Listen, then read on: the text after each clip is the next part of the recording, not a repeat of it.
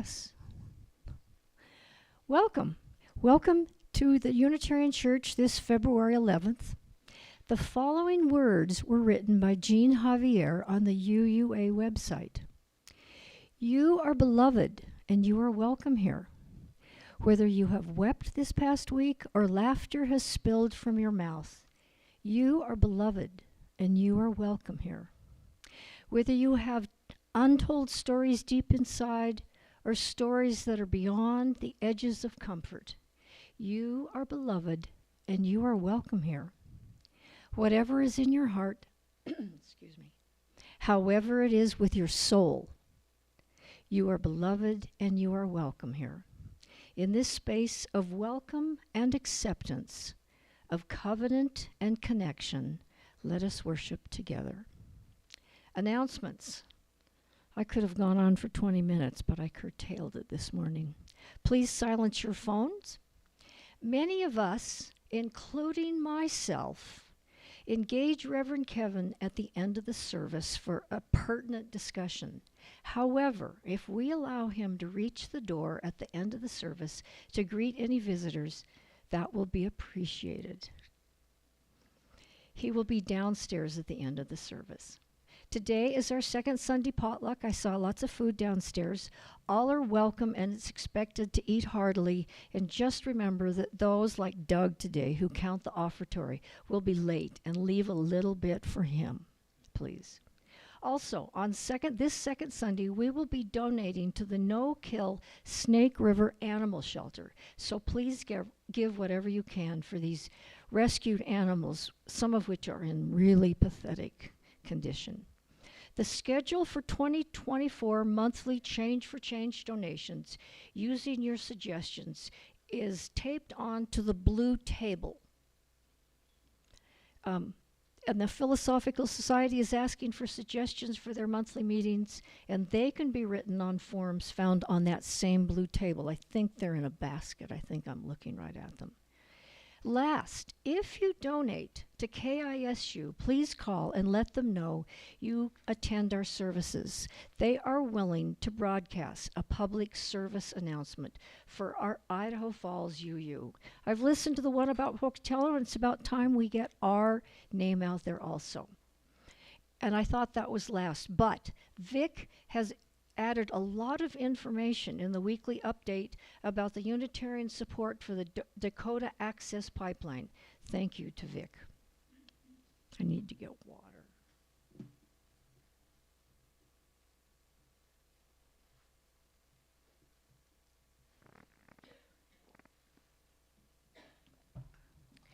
Now for the formal start of our worship. While I ring the peace bowl, breathe deeply. Hold it for a second or two. Breathe out slowly and hold that for a second or two. And repeat. Peace be unto all of us.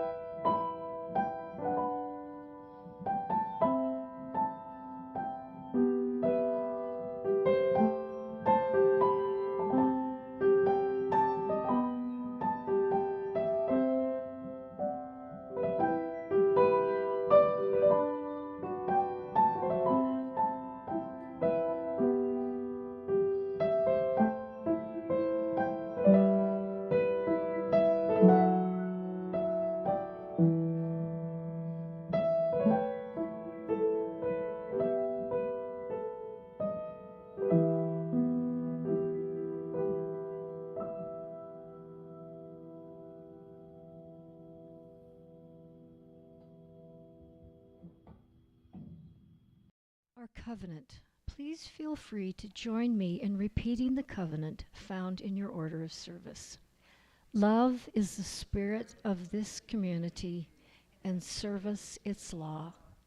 This is our great covenant, to dwell together in peace, to seek the truth in love, and to help one another.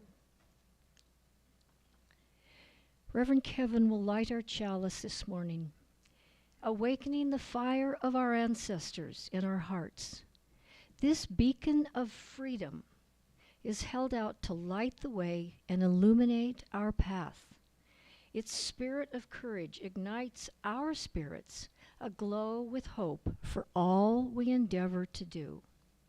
Holy flame of times past, brighten this present moment, that we may be the love that is the center of our foundation. Words by Tracy Johnson in the UUA website.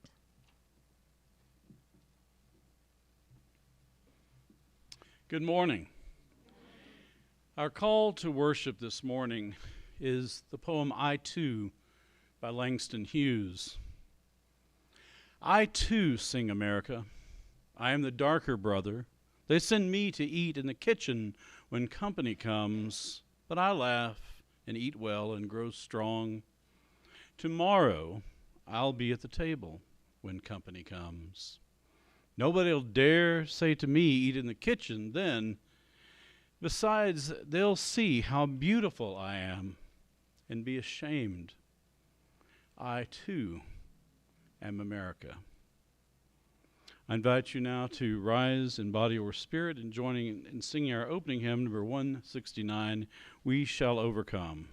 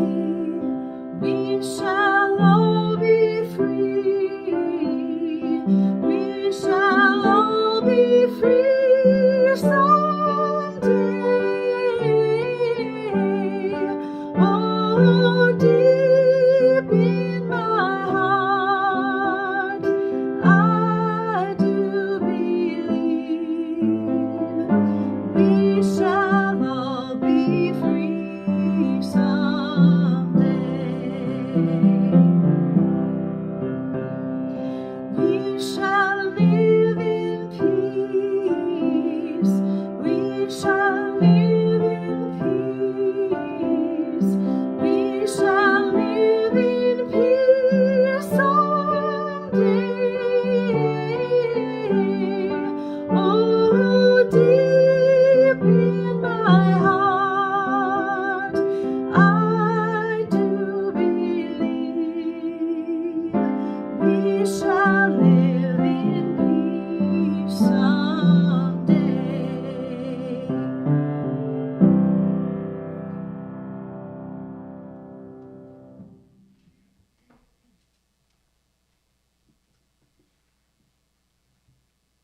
Good morning. Our Time for All Ages story this morning is the book Dear Ruby, Here Are Hearts by Ruby Bridges and illustrated by John J. Cabway. It is a new book and it was just published this year. Reverend Kevin will speak more about Ruby Bridges this morning, but in case you aren't familiar with her story, she was the little girl pictured on the cover of your order of service in a famous painting by Norman Rockwell titled The Problem We All Live With. In 1960, she was the first African American child to attend what was then a segregated all-white school in New Orleans. This book is a collection of letters that she received from children and her responses.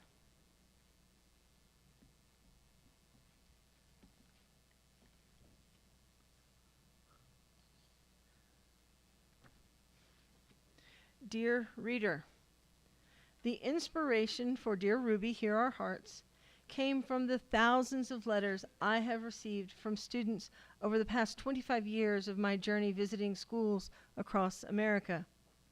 Like my 6-year-old self, these students had ideas and concerns that ran deeper than we grown-ups give them credit for.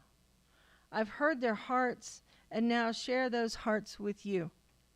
These pages truly speak to the power of children. Enjoy, Ruby Bridges.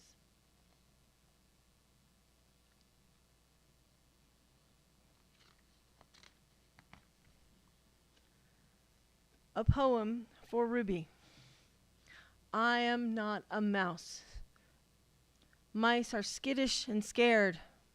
I am a lion roaring to the sky.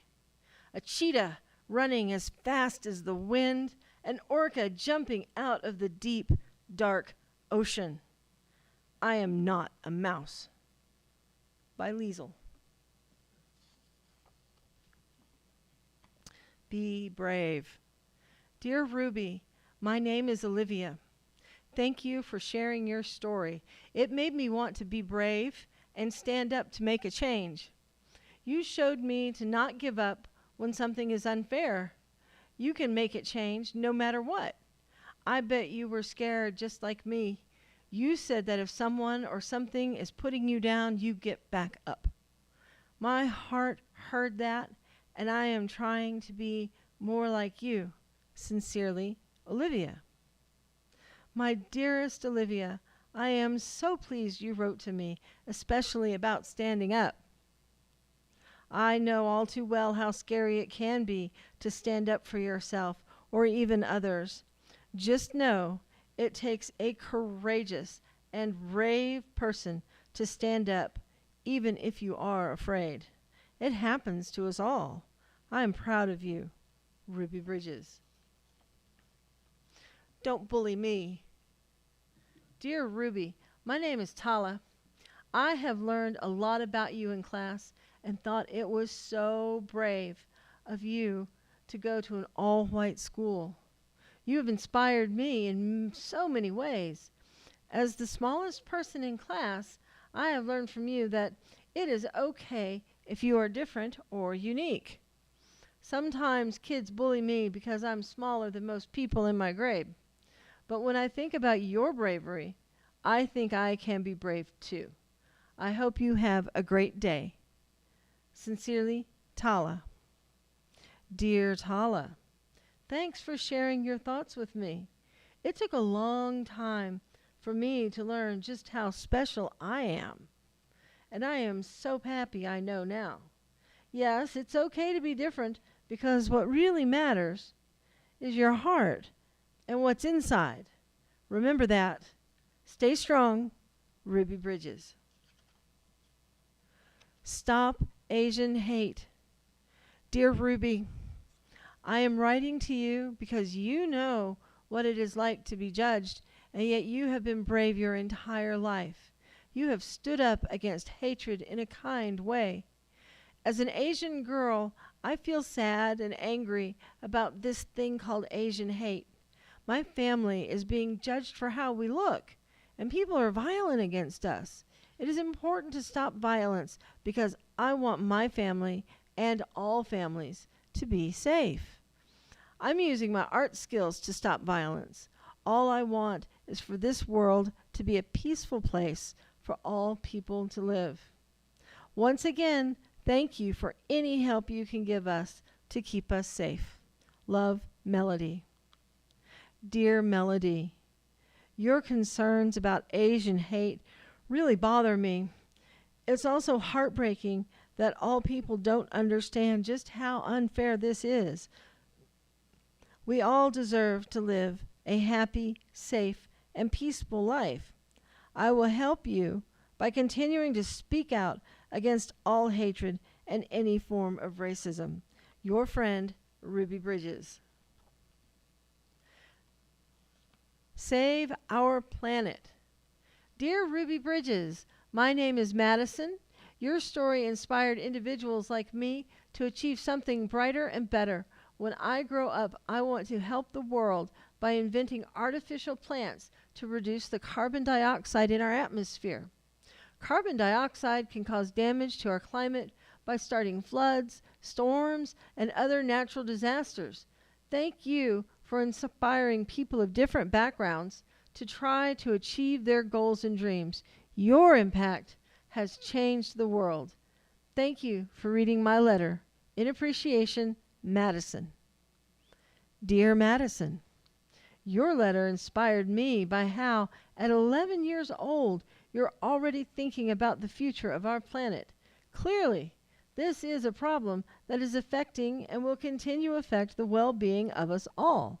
We need more young people, such as yourself, to be more conscientious about the planet and environment. I know your goals will definitely have a positive impact. Continue to dream, Ruby Bridges. Help the homeless. Dear Ms. Ruby, my name is Kira, and I want to make a difference by trying to get companies to know how much food they are throwing away. So much food. It should be given to the homeless. From Kira. Dear Kira, I am happy to receive your letter concerning homelessness. I agree with your idea of trying to get more companies to come up with plans to save food they are throwing away. We must not allow people to continue to go hungry. Being without a home is horrible enough. Being hungry, too, seems horribly unjust. Feed the people, Ruby Bridges. Challenges. Dear Ms. Ruby Bridges, thank you for your hard work and bravery. You helped me see the world in a different way. Thank you for opening my eyes to racial inequality. School is hard for me, too. I know these problems personally, but not quite the same way you do. The problem that I face has to do with my learning challenges, with my dyslexia. I get pulled out of many classes. I still have trouble writing. Dyslexia is really hard and annoying. I hope you keep fighting the good fight, and I will too. Sincerely, Emma. Dear Emma, I appreciate your letter sharing your thoughts on the problems we have that concern you the most, such as learning challenges. It's hard to not be worried about these issues, but you are facing them, which is such a brave and positive thing to do. Now what others must do is work to find solutions to make learning work for all of us, because we all learn in different ways. Continue to be brave and patient with yourself. Sincerely, Ruby Bridges. Girls rule. Dear Miss Ruby Bridges, something I'm passionate about is girls' rights. I think that sometimes people can underestimate girls, like when it comes to certain sports or jobs. Girls can do the same things as boys, or even better sometimes. What I love to do is play football. Some people think that's just for boys, but I don't. I wonder why there is a boys' football team, but not a girls' football team. I have met lots of girls who love football, but they say they're too scared or embarrassed to try out. When I get to high school, I want to ask the principal to start a girls' team, and then hopefully we can try and convince other schools to make girls' football teams too. Then people might change their ideas of what girls can or can't do. Sincerely, Christina. Dear Christina, it's great hearing from you, and even better to know that we share some of the same passions, girls' rights and football. Unfortunately, yes, we still underestimate the power of the female in so many ways. Even though I must admit we've made lots of great progress for women's rights since the 19th Amendment granted women the right to vote in 1920. No doubt, with the help of young people such as yourself, soon we'll be able to say, time to pass the football. Press on, Ruby Bridges. Stop gun violence. Dear Ruby Bridges, you changed the world so much with your courage and bravery. Without you, I might not have the same friends that I have today. I hope I can help to change gun violence. Even though you can try to change kids' points of view about gun control, you still need to change adults' points of view. It's like some of them do not understand the importance of gun control. If everyone had the courage you had, maybe my dream would come true. Sincerely, Ben. Dear Ben, thanks for writing, and I'm grateful for your faith in my efforts to make change in this world. Knowing that you are behind me and supporting me every step of the way gives me the hope that we can, one day, change the laws around gun rights. It won't be easy, but we must never give up trying. Keep the faith, Ruby Bridges. Courage to be me. Dear Ruby Bridges, you are a big leader, and I know now that I can stand up to anything because of you. Someone once said to me that I couldn't skate because I was fat. I was about to give up, but because of you, I practiced every weekend, and now I am a very good skater. I was very anxious when I tried to stand up to people, but now that I have read more about your courage, I am not as fearful. Now, every time I skate or think about being braver, I think of you and thank you. Sincerely, Taylor. My dearest Taylor, thank you for sharing your thoughts with me. I must say, you have more courage than you think. It takes a lot to stand up to people that constantly put you down, but you did it. Now that is bravery. I'm so proud of you, especially when you said that my story inspired you. You can do anything when you set your mind to it. Stay strong, Ruby Bridges. Ruby Bridges has been traveling around the United States, spreading her mission to end racism and all forms of bullying through integration and education for over 25 years. Ruby's vision is to generate tomorrow's leaders by fostering the compassion, confidence, and knowledge required to make a better world for all. Thousands of students sent letters to Ruby with their concerns and hopes for the future. And we will now sing Up the Children.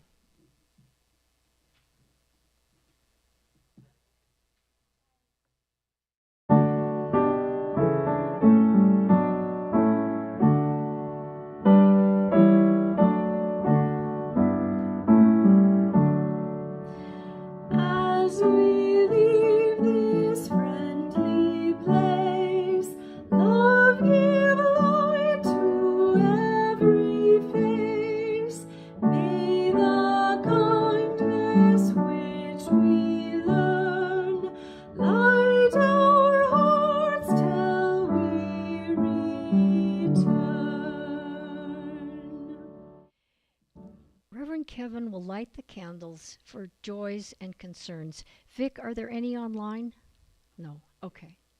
So we have 3 from Karen Schaefer. The first one is a joy. She collected 12 more signatures in the Donut District in Ammon with Layla yesterday. Thank you. Thank you. A concern, our son Merrick is in the hospital, has been in the hospital since Thursday night with an undiagnosed right front hip pain. My husband arrived last night to help out. Many tests and progress happening even on the weekend. And third one from Karen, also a concern. My glaucoma seems to be causing more trouble. This 13th, I'll probably know, and I'll have, quote, saving my eyesight, unquote, surgery. Courtney Higley, you may have noticed I'm pulling off the pirate eye patch look. I fell and fractured an eye bone, but my joy is that it is healing very well. Thanks for understanding. My blind spot is much bigger now. And I have a joy. My clan and I, we are well-meaning. We are elderly, and we have memory issues, but we seem to be able to function, and I appreciate all the others that might have the same problem. And then, do you have anything? No? Okay. So Reverend Kevin will light one more candle for all the joys, concerns, and sorrows that have not been expressed but are in our hearts.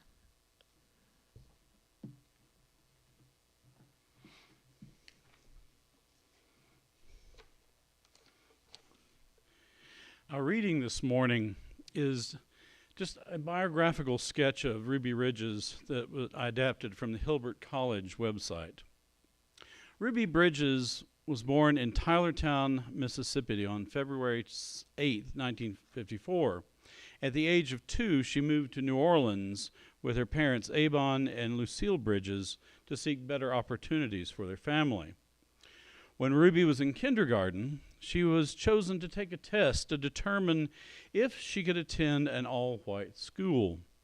This was due to the 1954 Supreme Court ruling of Brown versus the Board of Education, which ordered all schools to desegregate. Ruby was one of 6 students to pass the test, and her parents decided to send her to an all-white elementary school to receive a better education. On November 14, 1960, at the age of 6, Ruby became the very first African-American child to attend the all-white public William Frantz Elementary School. Ruby and her mother were escorted by federal marshals to the school. When they arrived, 2 marshals walked in front of Ruby and 2 behind her. The image was captured by Norman Rockwell in his painting The Problem We All Live With, which was on display at the White House outside the Oval Office during the Obama administration. Ruby faced blatant racism every day while entering the school. Many parents kept their children at home. People outside the school threw objects. Police set up barricades. She was threatened and even greeted by a woman displaying a black doll in a wooden casket. Only one teacher, Barbara Henry, a native of West Roxbury, Massachusetts, agreed to teach her. Ruby was the only student in Barbara Henry's class because all the other children had been pulled out by their parents. She was not allowed to go to the cafeteria or outside for recess with the other students. When she needed to use the restroom, she was escorted by a federal marshal. Ruby's family faced discrimination outside of the school as well.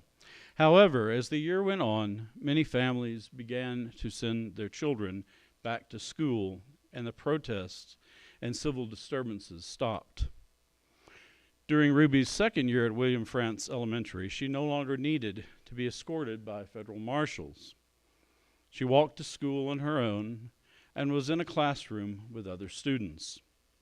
Ruby had paved the way for other African American children. In 1999, Ruby formed the Ruby Bridges Foundation in New Orleans. Her foundation promotes tolerance, respect, and appreciation of people's differences. Through education, the Ruby Bridges Foundation strives to end racism. An offering to support the mission of this church will now be given and gratefully received.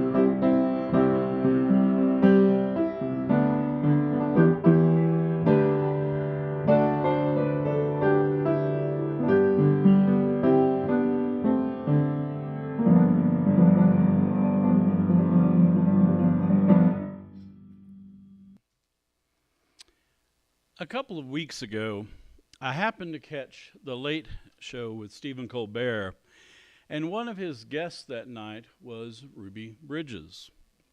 She was on the show primarily to promote her new children's book, Dear Ruby, Hear Our Hearts, which Mardi shared in our Time for All Ages. But just getting a chance to hear a live interview with this civil rights legend was captivating. I have known about Ruby Bridges' inspirational story for many years, but this was the first time I have heard her talk about the events captured in Norman Rockwell's iconic painting. The interview is available on YouTube, and I would recommend watching it if you get a chance. My favorite part of the interview was when Colbert asked her if she was afraid that morning when she was escorted by U.S. Marshals into the school, with a crowd of angry white people lining the way, screaming and throwing things. Her answer was that being 6, she really didn't understand what was going on at first. She thought she might have stumbled into some sort of Mardi Gras parade like she had seen in New Orleans. But the anger of the white protesters and the seriousness of her situation soon became apparent to Ruby as the parents of other children rushed into the school and removed their white children from the classroom. Her fears were lessened somewhat by the care and concern shown to her by her teacher, Barbara Henry, and the presence of the marshals. But let us not minimize the incredible courage of 6-year-old Ruby Bridges. I am in awe of her bravery and resolve. I can't imagine how I would have felt at the age of 6 in her situation. And I'm also in awe of the bravery of her parents watching and trusting the marshals to protect their precious daughter. Someone had to be first. And I am grateful that Ruby Bridges was someone more than capable of rising to the occasion. I only wish that I could say that now, 64 years later, racism is no longer a problem in America. But clearly that is not the case. Racism is still alive and well as a problem we all live with. And Ruby Bridges is still fighting the good fight through her foundation, which has expanded the effort to include not only racism, but other forms of discrimination and bullying that children face today. As you heard in the Time for All Ages this morning, our children are calling out and confronting all sorts of problems, including bullying for the host of reasons, hatred aimed at Asians and other minorities, homelessness, fears about climate change and other ecological crises, women's rights, and gun violence. Problems that plague American society on every level, not just our children. Some politicians and others in the public arena continue to make the situation worse, saying what used to be the unacceptable quiet part out loud for their own cynical purposes. But the words of the children who wrote such powerful letters to Ruby Bridges should remind us that there is hope in the coming generations who see through the hate. On the website of the Ruby Bridges Foundation, it states their goal very simply. We aim to offer programs and resources to guide and support younger generations on their pathway toward a more peaceful and harmonious future. This is something I hope we would all want for our children. One of the main programs they sponsor is Ruby Bridges Walk to School Day, which is held on November 14th or the following Wednesday if the 14th is on a weekend. It is a time to raise awareness through peaceful public demonstration by school children and their adult supporters. And last year, over 650,000 students participated across America. Wouldn't it be great to see this grow to include millions? It is impractical for most children to actually walk to school these days, since so many live several miles away, but even a short symbolic walk around the school to raise awareness on the issues children are facing would be a start. And it would be a great lesson about moral responsibility and public witness.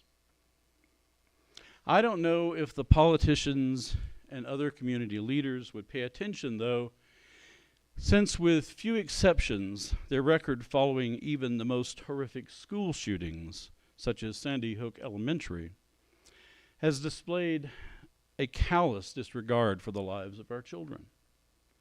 You would think that the murder of 20 6- and 7-year-old children, along with 6 others, in a single school might have convinced even the most ardent gun rights supporter that something needed to change. But, of course, it didn't. I really had hopes after Sandy Hook because of the sheer horror of the massacre. But it wasn't long before the usual thoughts and prayers were offered, and repugnant conspiracy theories emerged suggesting it was all just a hoax and that the dead children were just crisis actors. There are groups fighting hard to end gun violence, such as Sandy Hook Promise, but our nation is still too enamored with military-style firearms, and most politicians are too cowardly to make a difference. Mass shootings in our schools have become so common that it's hard to even remember the details. If we continue to fail to address this epidemic of gun violence, one day I fear the news coverage of shootings will be brief and routine, and even the shock value will not be sensational enough to gain national attention. Sometimes we need courageous individuals like Ruby Bridges, or an artist like Norman Rockwell, to put the reality of our problems on full display so they can no longer be ignored. Norman Rockwell's painting, The Problem We All Live With, was featured as the centerfold in the January 14th, 1964 issue of Look magazine, as a commemoration of the 10th anniversary of the Supreme Court decision, Brown versus Board of Education of Topeka, which legally ended school segregation. Rockwell is best known for his covers of the Saturday Evening Post, which captured details about American life in a unique way that was hard to match. And in the 1960s, he wanted to use his notoriety to raise awareness about the civil rights movement and other contemporary social issues through his art. This was not agreeable to the publishers of the Saturday Evening Post, so they parted ways in 1959. His painting, inspired by Ruby Bridges, is considered by many, including myself, to be his masterpiece in this regard. Something interesting I learned from the Colbert interview was that Ruby Bridges did not actually see the painting herself until she was about 17, and she never met Norman Rockwell. As you look at the painting, the only person who is seen in her entirety is the confident young Ruby, flanked by her escort of 4 U.S. Marshals, whose heads we don't see. And behind her, barely legible, but front and center on the wall, is the familiar racial slur, the N-word, beside a smashed tomato. It was a controversial painting from the start, and Rockwell received bags of hate mail that often accused him of being, quote, a race traitor. When Obama had the painting displayed outside the Oval Office in 2011, art historian William Kloss said in an interview with Politico, "The N-word there, it sure stops you. There's a realistic reason for having the graffiti as a slur, but it's also right in the middle of the painting. It's a painting that could not be hung even for a brief time in the public spaces of the White House. I'm pretty sure of that." It was a bold choice for Rockwell that was an intentional act of raising awareness about racism in America, aimed mostly at a white audience. It was done in the same spirit as Ruby Bridges' defiant attendance at school to end segregation, but we should acknowledge that the real risk to Rockwell, a respected white artist living in Stockbridge, Massachusetts, was negligible by comparison. And now the image is on the front of your order of service this morning, N-word and all. I almost decided not to use it, but it is such a powerful image that I felt compelled. The rise of right-wing groups spewing racial animosity and other hate speech, along with growing threats of political violence, is getting so bad in our country these days that I think we need to be reminded of the need for bold witness and action, even if it makes us uncomfortable, especially if it makes us uncomfortable. The title of Rockwell's painting is an indictment of society's indifference, the problem we all live with. Racism and other forms of injustice are not problems we should all live with in 1960 or 2024. They are problems that can be solved and eliminated, if only we acknowledge the realities of our world and have the collective moral courage to act. You can't simply wish it away or deny it.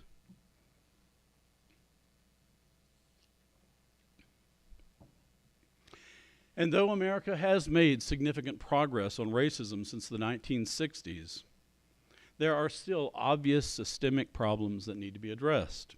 And the rhetoric from white nationalists and their sympathizers has escalated in recent years, amplified by social media. Recently, I heard one prominent politician declare that America is not a racist country. I'm sure this will be surprising news to all the young black men who fear an encounter with the police, or the Asians and other minorities who routinely experience discrimination and threats of violence. That statement was targeted at white voters, telling them something they want to hear. But it doesn't stand up to scrutiny. Just like climate change denial and vaccine disinformation, saying something often enough and loud enough may attract gullible believers, but it doesn't make it so. It is getting harder every day to fight the disinformation spewing forth from many sources. But if we are people who believe that truth matters and that we have a moral obligation to oppose injustice, we can't give up and allow the lies and bigotry to gain the upper hand. As Dr. King famously said, injustice anywhere is a threat to justice everywhere. We all live in what Dr. King called an inescapable network of mutuality. And whether we like it or not, that even includes those who oppose every value we cherish. So what can we do? Like many of us, Ruby Bridges believes that education is fundamental to making the world a better place. And that is why her foundation is focused on school children. She will tell you that no child is born a racist. They are taught. Perhaps we won't be able to stop children from growing up in a racist home environment, but learning about the beauty of diversity and the challenges we face in society when they are young offers real hope for the future. On the back of her book, she drives this message home with an illustration of two children holding signs that say, "Racism is a grown-up disease. Stop using us to spread it." True and powerful words inspired by someone who experienced the vileness of this grown-up disease like few others have. And she outlasted the hate. The rising generations of young adults, teens, and children are a source of hope. But on attitudes about racism, climate change, and other pressing issues, we shouldn't assume that current adults are a lost cause and our only hope is to wait long enough for a couple of generations to die off. We are evolutionary creatures, and people learn and adapt their whole lives. How many of us in the latter decades of life think or believe the same way we did in our teens and 20s? People with extremely bigoted or harmful worldviews can and do have a change of heart sometimes. It may be difficult, but we need to call out racism and other bigoted remarks that come from our so-called leaders, and we can engage with our neighbors and even those we meet in chance encounters if the situation presents itself. You never know when an educational moment may arise. And there can be organized efforts to educate, such as Vice President Al Gore's Climate Reality Project, which is educating people worldwide about the existential threat of climate change. Some of these efforts may pose a personal risk, and each of us must make a choice. Even showing up at a Pride event or Black Lives Matter march presents a small risk. But compared to what someone like Ruby Bridges faced, it is nothing. In my sermon a couple of weeks ago, I spoke about how we experience awe when we witness the moral beauty of heroic people. And those who face injustice head on, like Ruby Bridges, certainly fit into this category. She was heroic as a 6-year-old, defying an irrational white mob just to exercise her right to attend public school. And she has continued to display moral beauty in her lifelong efforts to end racism and protect children from bigotry in any form. As I was writing my sermon to celebrate her moral courage, I wondered who the next Ruby Bridges might be. Perhaps it will be some transgender youth who openly defies the absurd bathroom bills state legislatures are passing these days to appease the irrational fears of their voters. There are so many problems it is hard to predict. When I think about the world that future generations will inherit, I feel a combination of shame, pride, and hope. I am appalled by the mess we have made of the planet and the enormous ecological problems that future generations will be forced to confront. But I think we can be proud of the progress we have made in many areas, such as civil rights, voting rights, and accepting greater diversity in general, despite the ongoing challenges we are seeing on every front. We can thank courageous people like Ruby Bridges for many of the watershed moments that brought about such change. And as I've already said, the rising generations give me hope. We have witnessed powerful examples of young people here and abroad, like Greta Thunberg's years-long activism to address climate change, and Malala Yousafzai's continued defiance of religious extremists on behalf of girls' education, despite being shot in the head for doing so. And I could name a host of young activists working on all sorts of global issues. As Ruby Bridges said to Colbert in the interview, kids today are far more aware of the issues than she was as a child. And from my own experience raising a child, I strongly agree. When I look in awe at the rising generations of young activists, I see plenty of what Congressman Joe Lewis called good trouble ahead. Good trouble, necessary trouble that will help redeem the soul of America.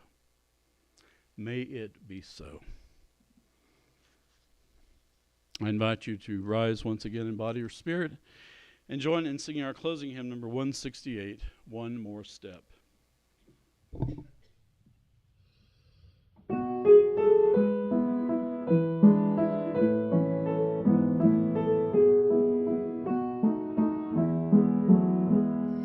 One more step, we will take one more step, till there is peace for us and everyone will take one more step.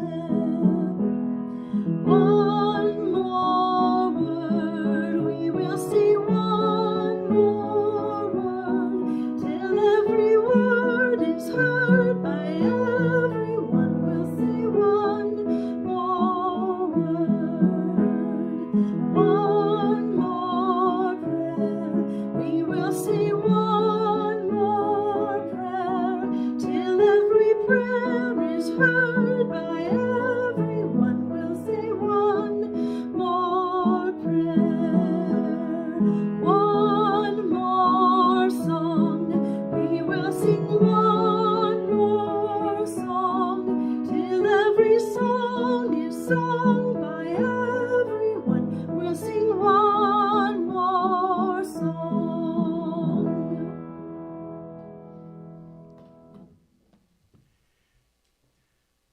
Our closing words is the poem Caged Bird by Maya Angelou.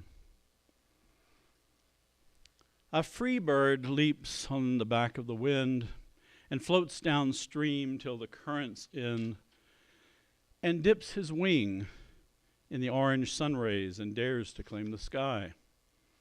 But a bird that stalks down his narrow cage can seldom see through his bars of rage. His wings are clipped and his feet are tied, so he opens his throat to sing. The caged bird sings with a fearful trill of things unknown, but longed for still, and his tune is heard on the distant hill, for the caged bird sings of freedom. The free bird thinks of another breeze, and the trade wind soft through the sighing trees, and the fat worms waiting on the dawn-bright lawn, and he names the sky his own. But a caged bird stands on the grave of dreams, his shadow shouts on a nightmare scream. His wings are clipped, and his feet are tied, so he opens his throat to sing. The caged bird sings with a fearful trill of things unknown, but longed for still, and his tune is heard on the distant hill, for the caged bird sings of freedom.